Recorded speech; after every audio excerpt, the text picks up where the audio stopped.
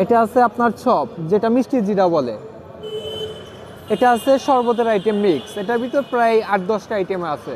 ঠিক আছে, এটা আছে জয়ফল, এই বিভিন্ন ধরনের মশলা, বাদাম, তিল, এগুলো মিলানো আর কি। কাঠবাদাম আছে, কাজু বাদাম আছে, কাজু ফ্রাইটা আছে, ওয়ালনাট আছে, তারপরে চীনা বাদাম যেটা দেশি, যেটা পিনাট, বা থাইল্যান্ডের বড় চীনাটা আছে, কালো জিরা, মানে ইত্যাদি সব ধরনের মশলাই মোটামুটি আর কি পাওয়া যায়। যে আমাদের লাভের আকারটা খুব কম, কিন্তু সেলটা একটু বেশি।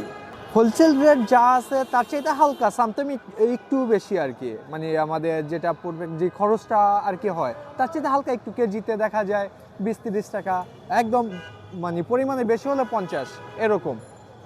6 থেকে 7টার মতো বাদাম রানিং আছে দেখা যায়। তারপরে যে আরও কিছু নাট আছে, ব্রাজিল নাট, পেকান, এগুলো যদিও কারো লাগে অর্ডার করলে পাওয়া যায়, সমস্যা নেই।